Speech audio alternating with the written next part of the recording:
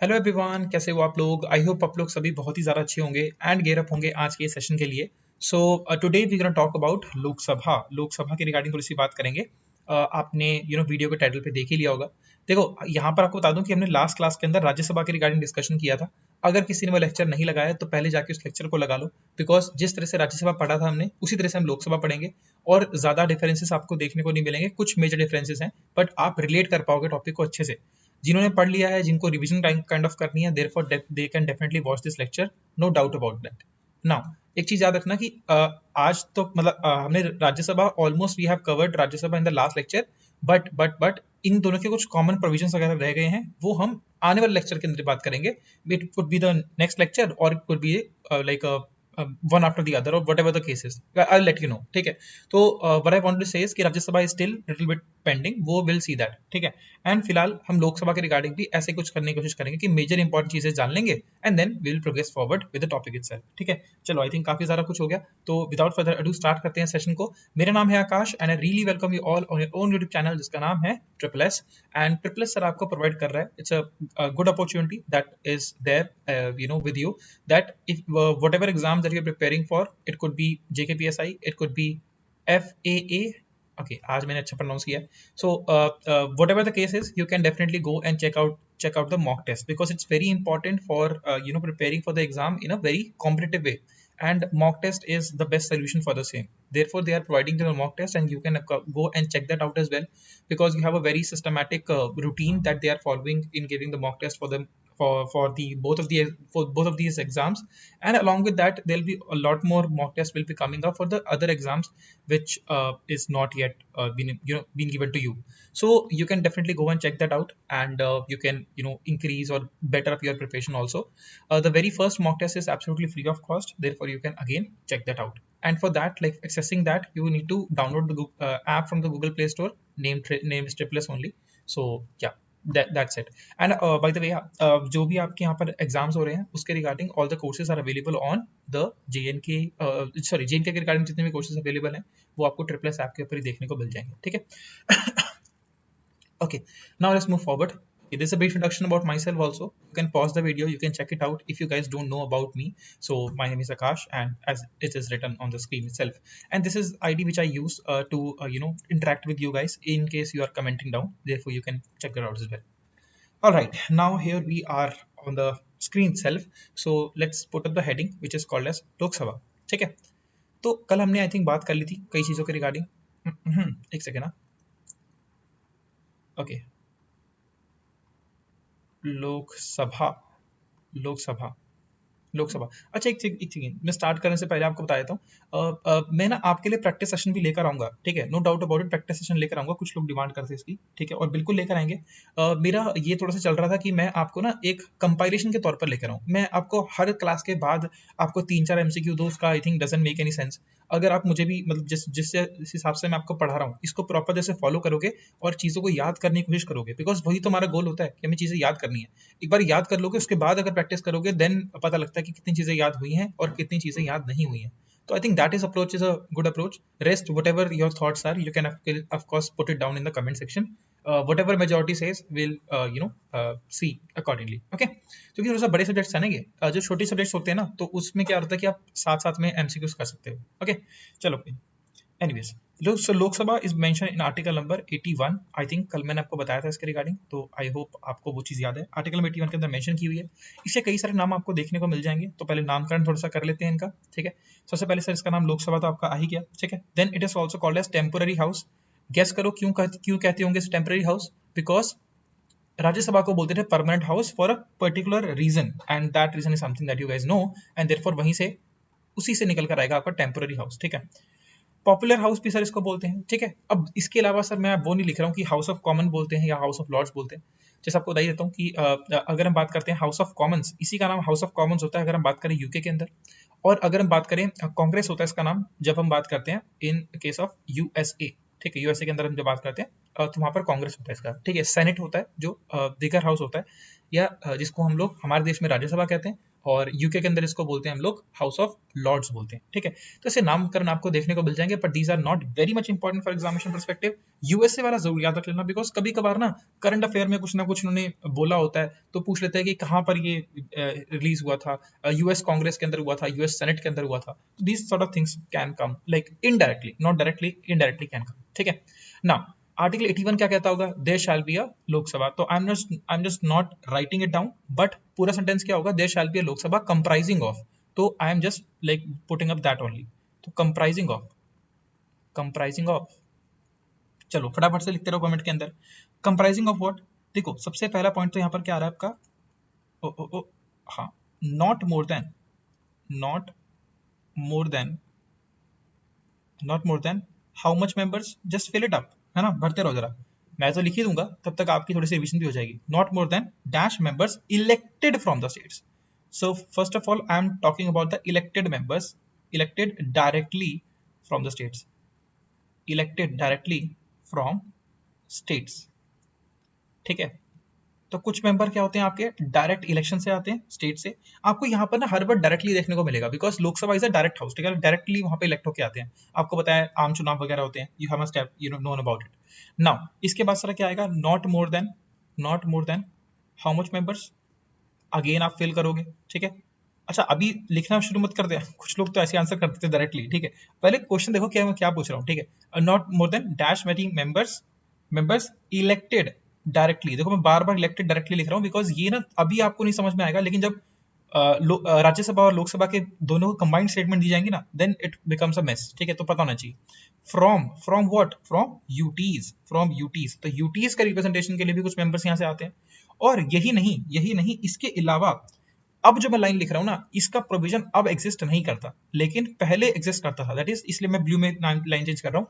To Anglo Indians, ये पहले हुआ करते थे, अब नहीं है, ठीक है। टू एंग्लो इंडियंस मतलब ये प्रोविजन रिमूव कर दिया गया है ना, बिल्कुल सही बात है। आप इसमें से कुछ लोग बोल रहे हैं कहते हैं 104th amendment, yes absolutely right, ठीक है।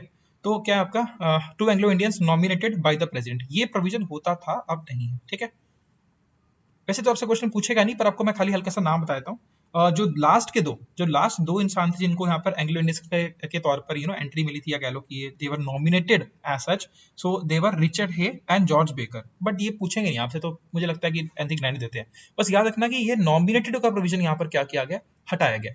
बाकी सब जो डायरेक्ट इलेक्शन से आते थे, जो नॉमिनेटेड नहीं थे, they are existing their self, ठीक है। Very very important. चलो नामकरण कर लेते हैं। दो तो ये हो गए, not more then 530 members, 530 member से ज्यादा इलेक्टेड होकर नहीं आते स्टेट से। और कितने मेंबर्स, दैट इज डायरेक्टली जो होते हैं सर, वो कितने आपके 20 members, not more then 20 members elected directly from UTs. तो ये आपके हो गए 530, और ये देखो अगर प्लस करोगे तो क्या होगा, दैट इज 530 प्लस 20 प्लस 2। ये मैं प्लस 2 जानबूझ के भी लिख रहा हूँ, ठीक है, याद रखना। ये आप यहाँ पे ब्रैकेट में डाल देना एंग्लो इंडियंस, ये थोड़ी सी पता होना चाहिए आपको, ठीक है, क्योंकि एग्जामिनर का पता नहीं है ना, वो कहीं से कॉपी पेस्ट करके क्वेश्चन डाल देगा तो क्या करोगे। तो थोड़ा सा वो समझना चाहिए, इसीलिए आपको बता रहा हूँ। बस अगर करंट अफेयर पर्सपेक्टिव से कुछ आए तो आप लोग वहां पर क्या करोगे, वहां पर एंग्लो इंडियंस को काउंट मत करना। लेकिन अगर थोड़ा सा ऐसे बिल्कुल ही मतलब ऐसे लग रहा है कि ना कहीं से कॉपी पेस्ट करके क्वेश्चन डाला, बिकॉज आप बहुत सारे क्वेश्चन से प्रैक्टिस भी करोगे, तो अगर आपको ऐसा लग रहा है कि ना ये करंट बेसिस पर नहीं पूछ रहा है, कि मतलब बिल्कुल ही स्ट्रेट फॉरवर्ड सा क्वेश्चन है कि कितने मेंबर्स अप्रोक्सीमेटली होते हैं, something like that, therefore go with the sanction strength, that is the most important stuff, ठीक है। तो हमेशा सैंक्शन स्ट्रेंथ के ऊपर जाना है। तो ये सर क्या आपकी सैंक्शन स्ट्रेंथ है, this is not the actual strength of Lok Sabha. Where if I talk about यहाँ पर क्या एक्चुअल स्ट्रेंथ के अंदर भी देखो, मैं यहाँ पर लिख रहा हूँ 530, तो यहाँ पर आएंगे यहाँ पर सर आपके आ रहे हैं 13 मेंबर्स। मतलब क्या है, यूटी की रिप्रेजेंटेशन सर अभी क्या है, पूरी नहीं है, पूरी रिप्रेजेंटेशन अभी यूटीज की आपको देखने को नहीं मिलेगी। क्यों नहीं देखने को मिलेगी, because we have certain areas जहां से आपके इतने मेंबर्स अभी कंट्रीब्यूट कर ही नहीं पा रहे है ना। I think this is the same analogy that we can use. और यहाँ पर मैं दो यहाँ पर अभी भी लिख रहा हूँ, तो यहाँ पर लिखना 545 मेंबर्स, लेकिन मैं यहाँ पर याद रख रहा हूँ, ये दिस इज स्टार लगा लो याद इधर, ठीक है। अगर पेपर में 543 का ऑप्शन आया करंट बेसिस के ऊपर, मतलब आप ना क्वेश्चन पढ़ोगे आपको फीलिंग आ जाएगी। मैं कोशिश करूंगा कि आपको प्रैक्टिस के टाइम पर मैं ऐसा क्वेश्चन आपको प्रोवाइड कर दूं। तो अगर आपके आपको लग रहा है कि करंट बेसिस पर पूछ रहा है, करंट स्ट्रेंथ ऑफ लोकसभा, या फिर पूछेगा कि जो 17th लोकसभा की करंट स्ट्रेंथ क्या है। अगर ऐसे क्वेश्चन पूछता है तो आप क्या करेंगे, 543 पे टिक करेंगे। और अगर जनरलाइज क्वेश्चन पूछ रहा है कि what is the approximate strength of the Lok Sabha या what is the general strength of the Lok Sabha, then go with the sanction strength, not with this one, ठीक है। I hope that you are getting this point. तो 545 मैंने यहाँ पे star लगाया, 543 is the current one because these are like 2 people are not included at such, ठीक है।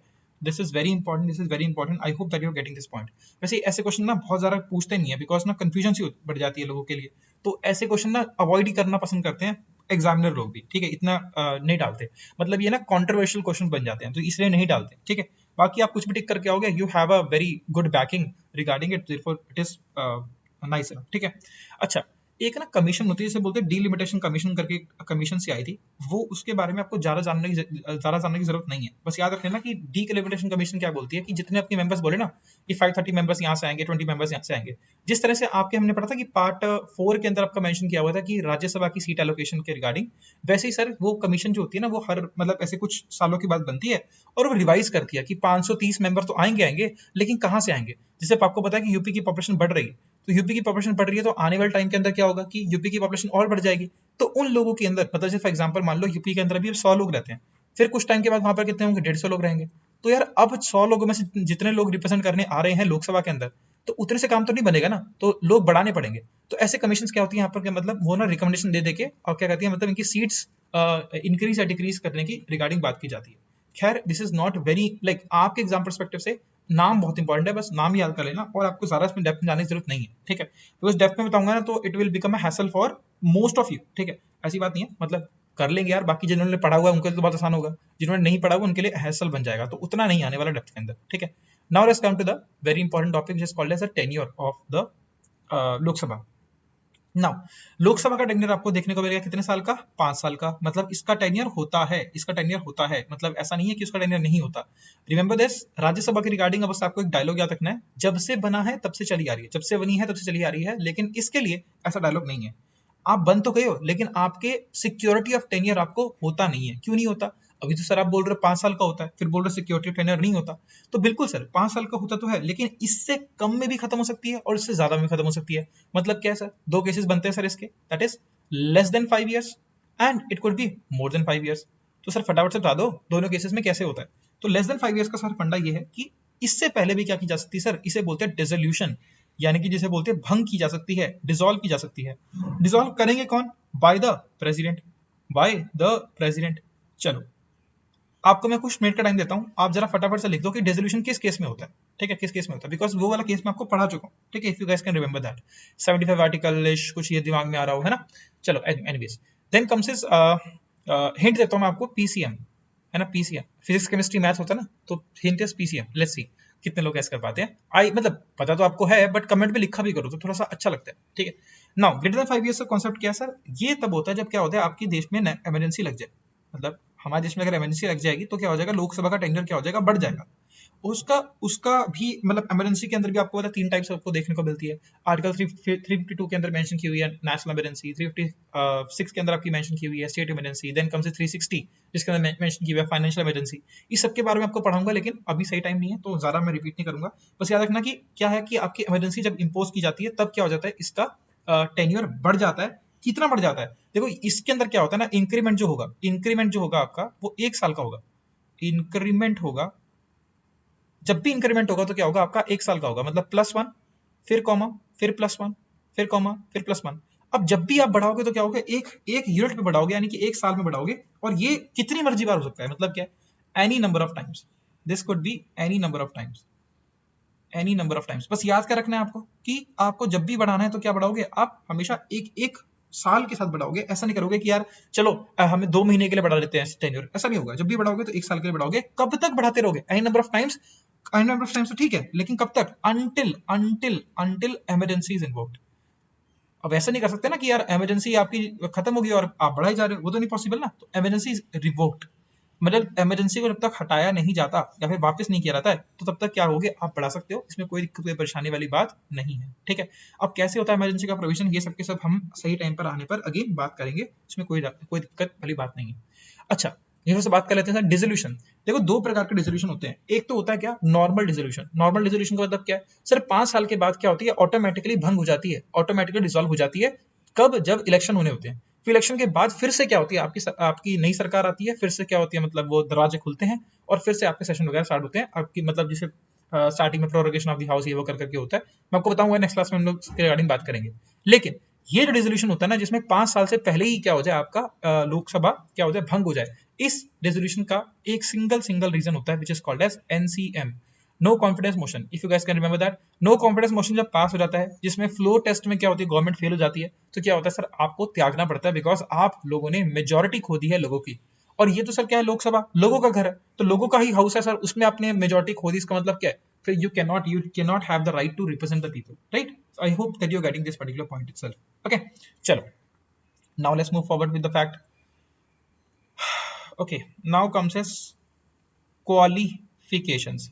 See, these are pretty simple, तो again I am not emphasizing on that. एक important point है बस, और कुछ याद रखने की जरूरत नहीं है। आर्टिकल 84 में मेंशन की हुई है यार, ये ना पूछते नहीं थे पहले क्वेश्चन, मतलब हर चीज में ना आर्टिकल नंबर आपको याद रखने की जरूरत नहीं होती, पर मैंने अभी रिसेंटली एक दो क्वेश्चन ऐसे देख लिए, तो थोड़ा सा इसको देख लेना। मैच ऑफ द फॉलोइंग में क्वेश्चन आया था, तो मैंने इसे, मुझे लगा कि अभी रिसेंट एग्जाम्स में क्वेश्चन पूछे गए हैं, इस साल के जो एग्जाम्स है उसमें क्वेश्चन आए हैं, तो देख लीजिएगा, ठीक है। तो सिटीजन होना जरूरी है सर, ठीक है। और यहाँ पर कितना है सिटीजन, तो आपको पता ही है, ये तो पता ही है, 25 years of age, this is very important. तो सर मैं भी सर अभी बिल्कुल आई थिंक जब आप लेक्चर लगा रहे होंगे, आज तारीख कितनी है मैं भूल रहा हूँ थोड़ा, चलो कोई नहीं, हाँ सर अभी रिसेंटली, हाँ ठीक है, तो अभी 2 दिन गुजर गए, तो sir recently I have turn 26 also, so I am definitely eligible for the same, ठीक है। हाँ वो अलग बात है कि कौन जाए, है ना, तो आप में से भी कई सारे लोग एलिजिबल होंगे, तो याद कर लीजिएगा इस तरह से। देन सर आपका नो ऑफिस ऑफ प्रॉफिट होना चाहिए। मैं यहाँ पर ज्यादा अगेन अभी एक्सप्लेन नहीं कर रहा हूँ, मतलब एक्सप्लेन किया मैंने, थिंक आपको पहले एक्सप्लेन करा हुआ है, ठीक है। देन यहाँ पर सर क्या आपका एक होना चाहिए आपके रजिस्टर्ड वोटर, मतलब you must be registered as a voter, you have आपके वोटर आईडी कार्ड वगैरह सब कुछ आपका होना चाहिए। एक लास्ट पॉइंट और याद रख लीजिए कि आप ना जब भी कंपीट करेंगे, तो आप मैक्सिमम 2 कंस्टिट्यूएंसी से 2 कंस्टिट्यूएंसी कंस्टिट्यूएंसी एक बना कंस्टिट्यूएंसी से क्या कर सकते हैं आप यहाँ पर, मतलब लड़ सकते हैं, ठीक है। मैं स्पेलिंग थोड़ी सी गड़बड़ है यार, ठीक है, छोड़ो, मुझे अभी स्पेलिंग पे नहीं जाना, मुझे कॉन्सेप्ट पे जाना है। तो 2 कंस्टिट्यूएंसी का मतलब क्या है, देखो आप क्या होता है, जब भी इलेक्शन लड़ते हो, तो आप ना क्या करते हो, अपने एरिया डिसाइड करते हो। सिंपल सी भाषा में बताऊं तो एरिया है, तो एरिया से आप लड़ रहे हो। अब फॉर एग्जाम्पल मैं आपको बताता हूँ, I live in Patiala, there is a place called as Patiala, ठीक है, विच इज इन पंजाब, है ना, which is very close to Chandigarh. तो यार I have a good friend circle around this, ठीक है, ऐसे करके। और फॉर द पास्ट कितने हो गए, आई थिंक 2 साल हो गए, हाँ 2 साल, तो हाँ 2 साल से ऊपर ही हो गया एक्चुअली। तो 2 साल से मैं आपके JNK के स्टूडेंट्स को भी पढ़ा रहा हूँ, है ना। तो I have a like decent enough people who know me in the JNK also. So what I can do is I can participate in both the cases, because it's a national election, ये कोई state election तो नहीं है।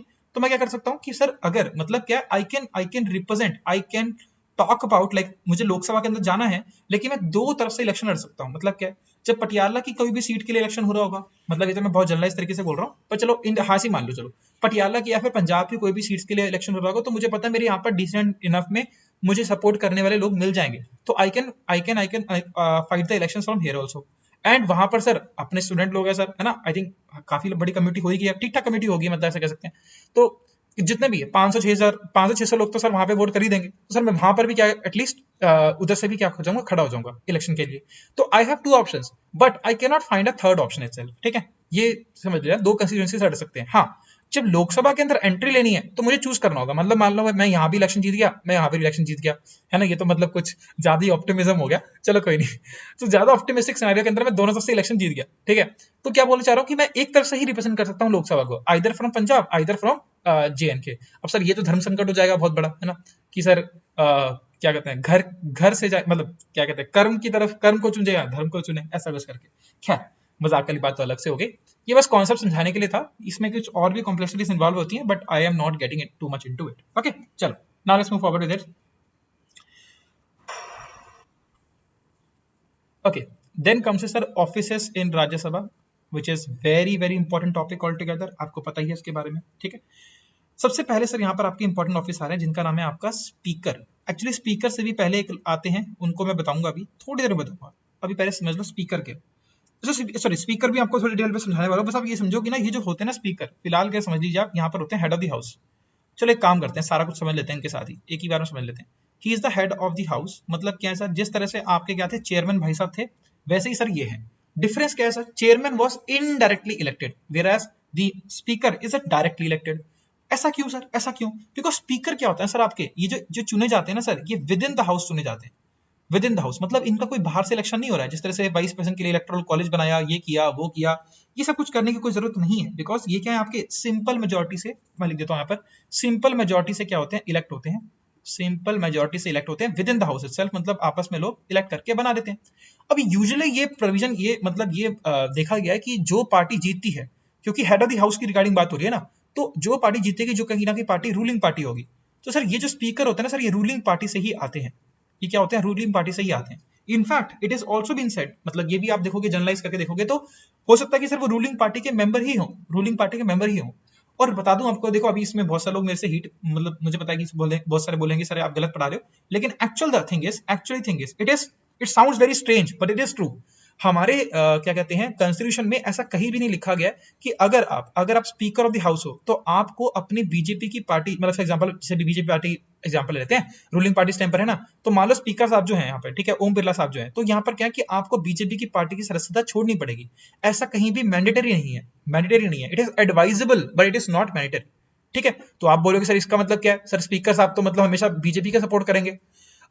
It is kind of true but it is not true as such, because reason is, यहाँ पर बोला जाता है कि स्पीकर जब आप अपनी सॉरी ओथ ले रहे होते हैं, शपथ ले रहे होते हैं, तो वहां पर ये बोला जाता है कि भैया आप ना न्यूट्रल रहोगे, आप क्या रहोगे, न्यूट्रल रहोगे।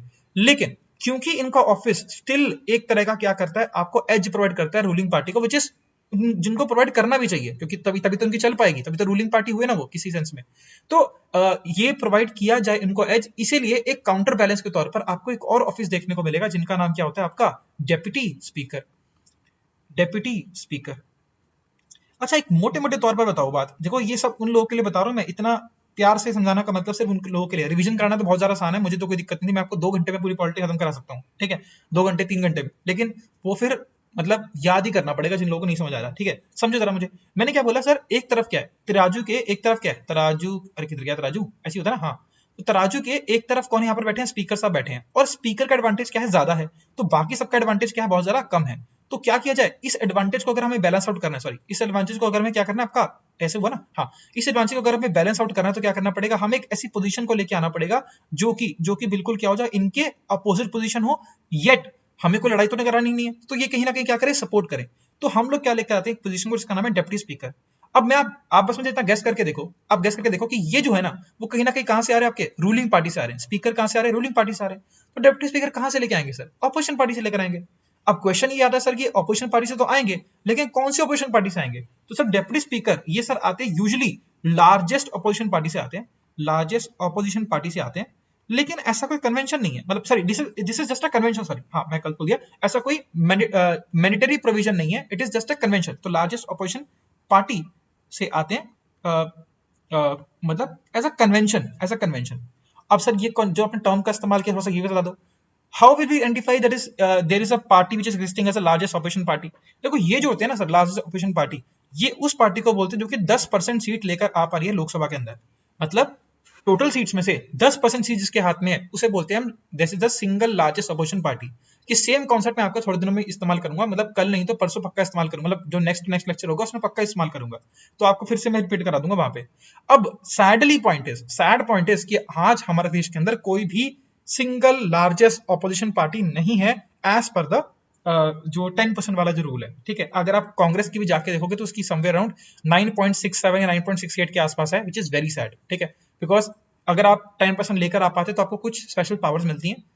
अब चलो मैं इसके ऊपर कोई कमेंट नहीं करूंगा, फिर बोलेंगे सर कि कहाँ चले गए टॉपिक पे। ठीक है, चलो, तो डिप्टी स्पीकर आपको यहाँ पर देखने को मिल गया। अच्छा, ये कैसे चुने जाते हैं सर, ये भी विद इन द हाउस चुने जाते हैं। जिस तरह से आपके स्पीकर का इलेक्शन हुआ, तो इनका भी क्या होगा, विद इन द हाउस इनका इलेक्शन होगा, और साथ साथ में विद इन द हाउस, साथ साथ में सर ये भी किसे चुने जाएंगे, सिंपल मेजोरिटी से चुने जाएंगे। देखो ये जो वर्ड है ना, सिंपल मेजोरिटी, ये वो कर करके जहां पर ये वर्ड आता है ना, मतलब थोड़ा सा आपकी आंखें खुल जानी चाहिए, because these are very important words. Why I am saying this, because दोनों के केस में, अगर मैं इनके केस का रिमूवल की रिगार्डिंग बात करूं, चलो मैं इधर ऐरे करके लिख दूं, टाइम थोड़ा बच जाएगा, दोनों याद आए तो चलो इधर ही लिख लेते हैं ना। अगर मैं रिमूवल के रिगार्डिंग बात करूं, इनके रिमूवल के रिगार्डिंग बात करूं और इनके रिमूवल के रिगार्डिंग बात करूं, दोनों के ही रिमूवल के रिगार्डिंग क्या चाहिए होती है, आपकी इफेक्टिव मेजोरिटी चाहिए होती है। This is very important point. Special majority नहीं, इफेक्टिव मेजोरिटी चाहिए होती है, ना सिंपल ना स्पेशल। ठीक है, इफेक्टिव मेजोरिटी। तो अगर आप हल्का सा रिकॉल करने की कोशिश करो तो मैं आपको क्या बताया था कि 4 जगह पर आपकी इफेक्टिव मेजॉरिटी हमने अभी तक पढ़ी है। मोटे से मोटे तौर पर अगर मुझे याद रखना हो तो याद रखना कि राज्यसभा के अंदर जब मैं बात करता हूं तो राज्यसभा के अंदर दो मेजर ऑफिस हमने क्या पढ़े थे, चेयरमैन एंड डेप्टी चेयरमैन। और यहां पर हमने लोकसभा के किसके अंदर हमने क्या पढ़ा, that is the speaker and deputy speaker.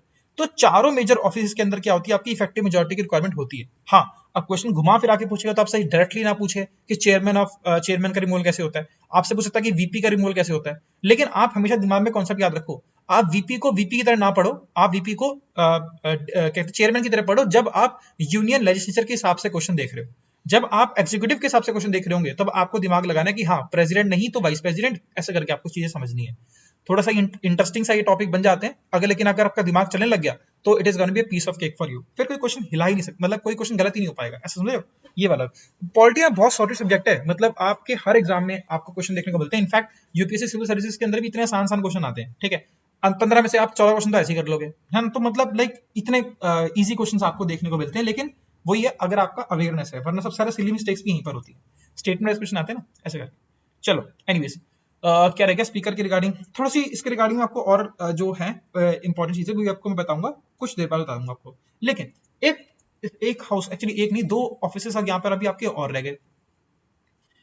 पहले तो देख लेते हैं थर्ड वाले सर भैया जो हैं वो कौन है, दैट इज द सेक्रेटरी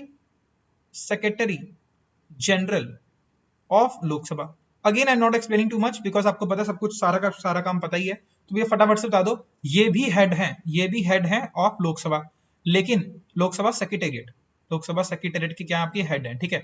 लेकिन ये कौन से हेड होते हैं बताओ जरा, डैश करके लिख रहा हूं कौन से हेड होते हैं। It starts from S F, it starts from F, ठीक है। अब यार कुछ और मत लिख देना, ठीक है। बताओ जरा कि क्या कौन से हेड होते हैं, लिखिए, लिख लेना, ठीक है, वेरी इंपॉर्टेंट। इसीलिए ना क्या कहते हैं इन्हें कभी कभार हेड ऑफ द हाउस भी बोल देते हैं, कभी कभार बोल देते हैं कि अच्छा चलो ठीक है, इतना काफी, ठीक है। सेक्रेटरी जनरल ऑफ लोकसभा, और ये क्या करेंगे sir, day to day working के अंदर कहीं ना कहीं यहाँ पर क्या करेंगे, आपके हेल्प करेंगे। इन्हें अपॉइंट कौन करता है सर, ये अपॉइंट करते हैं स्पीकर अपॉइंट्स देम, और स्पीकर अपॉइंट्स देम, ठीक है। अपॉइंटमेंट करते हैं स्पीकर, और ये डायरेक्टली रिपोर्ट स्पीकर को ही करते हैं। इन्हें कोई ना बीच में किसी और को रिपोर्ट करने की जरूरत नहीं है। और अगेन ये पॉलिटिशियन होंगे, नॉन पॉलिटिशियन होंगे, ऑफ कोर्स नॉन पॉलिटिशियन होंगे, तभी तो काम कर पाएंगे, वरना सर पॉलिटिक्स इज लाइक अ दलदल सेल्फ, ठीक है। नाउ एक इंपॉर्टेंट ऑफिस में और बचता है जिसका छोटा सा रोल है बिल्कुल, इनका नाम है सर आपका प्रो टर्म स्पीकर। सर ये कौन हो गए सर, ये कौन से स्पीकर आ गए ना, बड़े सारे स्पीकरों की बात करी जा रही हो सर आज, है ना। चलो कोई नहीं, देखो प्रोटर्म स्पीकर सर क्या होते हैं, जैसे स्पीकर है, स्पीकर क्या प्रोटर्म लगा दिया। अब इसका मतलब क्या है सर, ये है एक तरह के टेम्पररी स्पीकर। होता क्या है ना सर, जब 5 साल के बाद इलेक्शन हुए, आम चुनाव हुए, नई पार्टी जीत कर आई या फिर पुरानी पार्टी जीत कर आई, फर्क नहीं पड़ता। लेकिन जब भी क्या होगा ना, 5 साल के बाद क्या होगा, जब लोकसभा के दरवाजे खुलेंगे 5 साल के बाद, जो ब्रेक होगा ना, मतलब ये इलेक्शन के बाद जब ब्रेक होके खुलेंगे वापस दरवाजे, तो सर क्या होगा, सबसे पहले क्या होंगे, जो कुछ मेंबर नए लोग आएंगे। फॉर एग्जांपल जैसे अभी मैं लोकसभा का मेंबर नहीं हूं, लेकिन मान लो इन फ्यूचर में इलेक्शन कनेक्ट करता हूं, तो सर जब भी मैं जीतूंगा, अगर मैं जीता, तो सर मैं क्या होगा, लोकसभा में जब जाऊंगा, जब मैं पहले दिन लोकसभा में जाऊंगा तो I will be new there. तो सर वहां पर मुझे ओथ दिलाना भी जरूरी है, मुझे मेरा वेलकम करना भी जरूरी है, मतलब मुझे एक्सेप्ट करना as a member is also very important, ठीक है। तो मेरा फर्स्ट डे हो तो क्या करेंगे, तो यहाँ पर ये जाते हैं, मतलब और ऐसे वहां पर जब नया हाउस बन रहा है, सबसे पहले यहाँ पर बैठ रहे लोग बाग, तो इस पोडियम पर कौन बैठेगा, इस वोटिंग को कौन करेगा, मैंने बताया ना, ये वोटिंग होती है विद इन द हाउस वगैरह होती है, ये सब वोटिंग को कौन बेसिकली लीड करेगा, कौन ये सब कुछ मेक श्योर करेगा कि सारे काम प्रॉपर तरह से हो जाए। तो सर उसके लिए बनाए जाते हैं आपके प्रोटोन स्पीकर। इनका बेसिकली काम क्या है कि तब तक ये स्पीकर रहते हैं, तब तक ये हेड ऑफ द हाउस रहते हैं, जब तक आपका नया स्पीकर नहीं मिल जाता। जैसे ही सर आपके नए स्पीकर मिल गए तो सर इनका काम क्या होता है, समाप्त हो जाता है। इसके बाद सर आपके नहीं रहते, समझ रहे हैं बात, मतलब क्या, this is very temporary in provision. और कुछ बड़ी बात नहीं सर, ये कौन से होंगे sir member, sir usually senior most member of the house होते हैं। रूलिंग पार्टी से भी आ सकते हैं, अपोजिशन पार्टी से भी आ सकते हैं, किसी से भी आ सकते हैं, बिकॉज इनका सर कुछ काम ज्यादा है ही नहीं, इनको बस क्या कराना है, इलेक्शन ऑफ स्पीकर इनका मेन टास्क है। इलेक्शन ऑफ स्पीकर इनका क्या है, मेन टास्क है। और अगर मान लो स्पीकर पेपर क्या बिल्कुल ही नए कैंडिडेट आए हैं, तो इनको थोड़ा वेलकम भी करेंगे हाउस वगैरह के अंदर, उसके बाद अपना देख लेंगे काम, फिर आगे बढ़ जाएगा। एक बार इलेक्शन ऑफ स्पीकर हो गया तो इनका काम यहाँ पर क्या होता है, समाप्त हो जाता है। दिस इज वेरी इंपॉर्टेंट, ठीक है। चल एक टॉपिक और पढ़ लेते हैं जिसके रिगार्डिंग है, दैट इज स्पीकर के रिगार्डिंग ना एक तो प्रोविजन और आप याद रख लो, उसके बाद छोटा सा टॉपिक रह जाएगा हमारा स्पीकर के रिगार्डिंग। देखो मैं कुछ चीजें यहाँ पर खाली लिखने वाला हूँ जो कि शायद आपको फिलहाल के लिए ना समझ में आए, वैसे आपको आती होंगी समझ में, मतलब आपने अगर पहले पढ़ा तो आपको डेफिनेटली आती होंगी, लेकिन वो आपको कल जब आने वाली क्लासेस होंगी तब मैं आपको बताऊंगा, ठीक है। ऑलराइट, सबसे पहले सर आपका क्या हो गया, दैट इज इनको इनको बोला जाता है sir head of the house. ये आई थिंक आपको बताइए, मैंने अभी बताया आपको head of the house. Along with it इनको बोला जाता है, देखो कई सारे नामकरण से कर देते हैं। फॉर एग्जांपल बोलते हैं कि guardian of the powers and privileges of Lok Sabha. क्या बोला, जरूरी है क्या, पूरा लिखना जरूरी है क्या? नहीं, मैं लिखता हूँ खाली खाली गार्जियन लिख रहा हूँ, तो आपको पेपर में वर्ड दिखा गार्जियन, गार्जियन ऑफ लोकसभा, ठीक है, इनडायरेक्ट यही है ना। आप इतनी मर्जी लाइन लगा लो, guardian of powers and privileges of the members of the Lok Sabha, कुछ मर्जी बोलते रहो, क्या फर्क पड़ रहा है ना। We are not bothered about that. अपने को आप आंसर देख, मतलब कोई एमसीक्यू टाइप है, अपने को देख के पता लग जाएगा, ठीक है, कॉन्सेप्ट समझ में आ जाएगा, तो दैट इज फाइन। नाउ इनके पास सर एक पावर होती है कि ना, कि सर्टिफाई करते हैं, क्या करते हैं आपके, सर्टिफाई करते हैं, सर्टिफाई करते हैं बिल को, सर्टिफाई करते हैं बिल को as money bill, as money bill. Sir ये कौन सी नई बात हो गई, मतलब क्या है सर, सर्टिफिकेशन ऑफ बिल, जो भी आपके राज्यसभा में बिल पेश होते होंगे उनको भी तो क्या कहते हैं आपके चेयरमैन साहब ही क्या कहते हैं सर्टिफाई करते होंगे, तो इसमें क्या खासियत है? खासियत ये है सर क्या, कि जब भी मनी बिल, मतलब कोई भी बिल मनी बिल है या नहीं है, ये जब आइडेंटिफाई करने की बात करने के बारे में बात होती है, तो सर वो राइट सिर्फ और सिर्फ स्पीकर के पास है, वो राइट सिर्फ और सिर्फ लोकसभा के साथ ही क्या है, वेस्टेड है।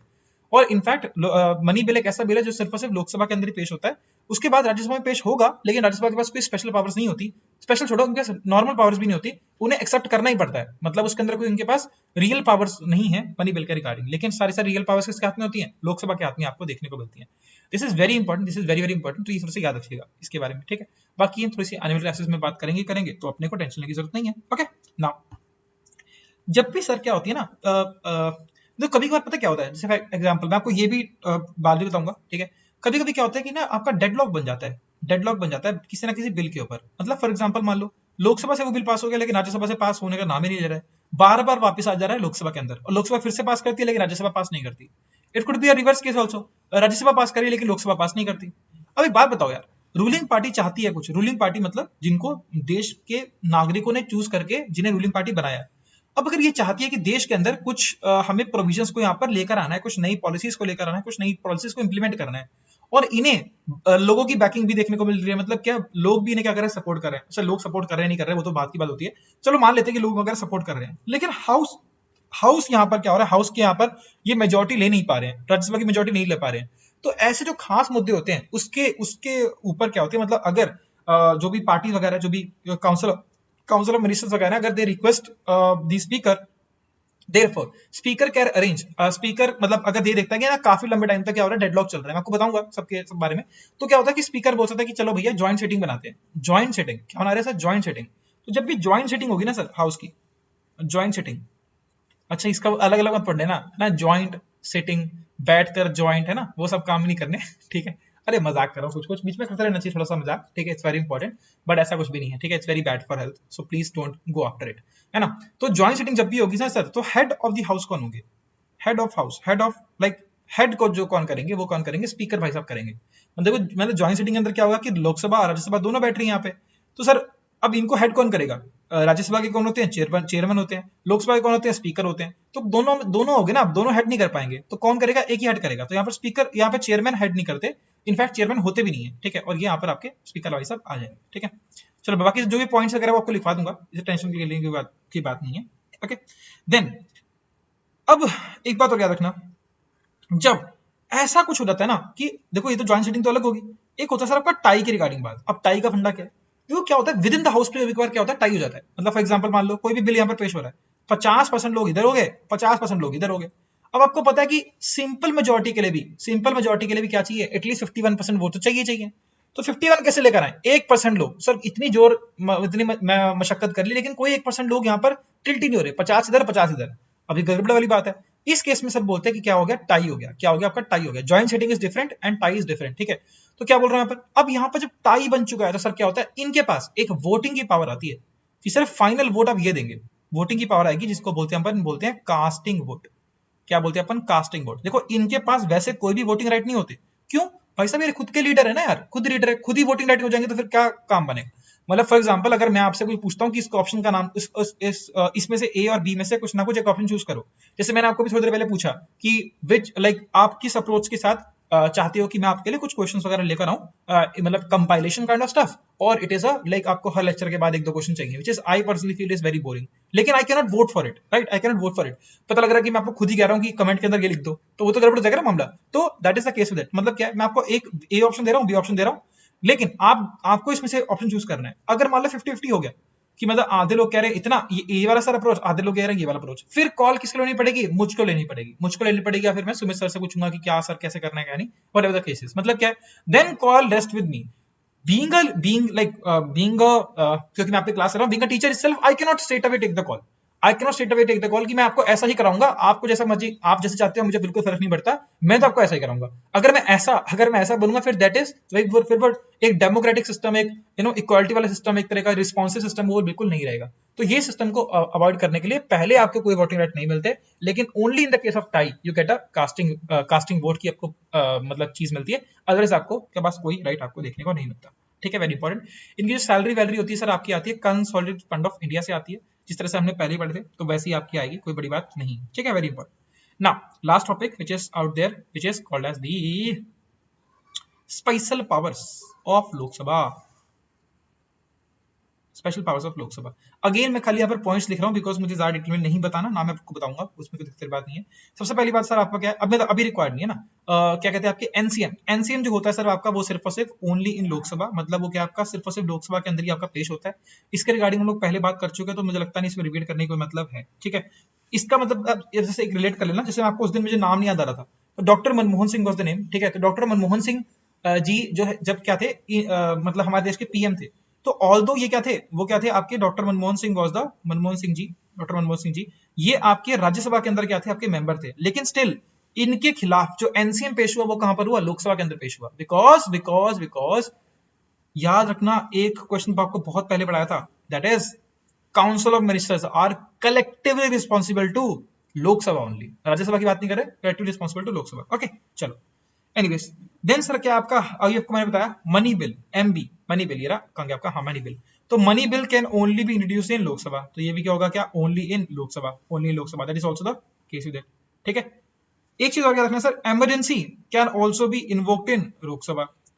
दैट इज इमरजेंसी के रिगार्डिंग अगर क्या करना है, आपको लगानी है इमरजेंसी, क्या लगा मतलब आपको इंप्लीमेंट करनी है इमरजेंसी, तो सर उसके रिगार्डिंग भी प्रोविजन क्या होते हैं, सिर्फ सिर्फ only in Lok Sabha, that is also the case with it. ठीक है, अच्छा एक लास्ट पॉइंट और है, एक कमेटी बनती है जिसका नाम होता है एस्टिमेट्स कमेटी। सर ये क्वेश्चन बहुत रिपीट हो चुका है अभी रिसेंट टाइम्स के अंदर, इसलिए बता रहा हूँ, प्लीज, वेरी इंपॉर्टेंट।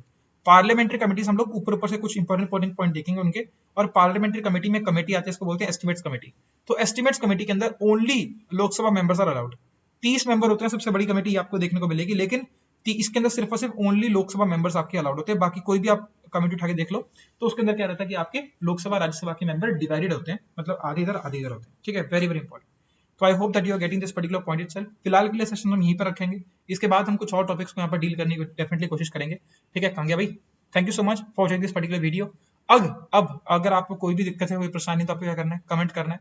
अगर आपको लेक्चर पसंद में आ रहा है तो भी आपको करना है, कमेंट करना है। मतलब comment is the only way possible where we can actually interact. ठीक है, जैसा कि आपको मैंने बताया, I will personally reply to your like your doubts and all. हाँ, definitely it is very important कि आप थोड़ा सा स्टिक रहें, किससे, दैट इज जो मैं आपको पढ़ा रहा हूँ उससे स्टिक रहें, ये थोड़ा सा ज्यादा इंपॉर्टेंट रहेगा। मतलब ना कि अगर कुछ एक्स्ट्रा कुछ पूछने लग जाओगे, जैसे फॉर एग्जांपल मैथ्स का डाउट आ रहा है, इन्वायरमेंट का डाउट आ रहा है, I can definitely reply the same also, but वो कहीं ना फिर वो फ्लो खराब कर देता है। तो एक सिनर्जिकल अप्रोच रहेगा ये कि जो लेक्चर मैं आपको लगा रहा हूँ उस लेक्चर से संबंधित आप डाउट पूछें। जो लेक्चर अभी रह गए हैं, जैसे नेशनल इमरजेंसी के बारे में मैंने आपको बताया, या किसी और मनी बिल के रिगार्डिंग आपको मैंने बताया, तो आप अपने पॉइंट ऑफ व्यू लिख सकते हो, लेकिन मैं रिप्लाई आपको फिर उसी हिसाब से करूंगा जब हम लोग वो टॉपिक पढ़ेंगे। ठीक है, तो उससे थोड़ा सा अच्छा रहता है। बाकी अगर आपको फिर भी कोई कुंठा है, मतलब आप बोलना चाह रहे हो कि अंदर से कि नहीं सर आज तो लिखना ही है, तो लिख डालो, कोई दिक्कत वाली बात नहीं है। फिर तो सर है ना, you always have the right to express freely. Okay, चलो thank you so much for watching this particular video. See you the very next time, till then guys take care, and हमेशा की तरह जय हिंद।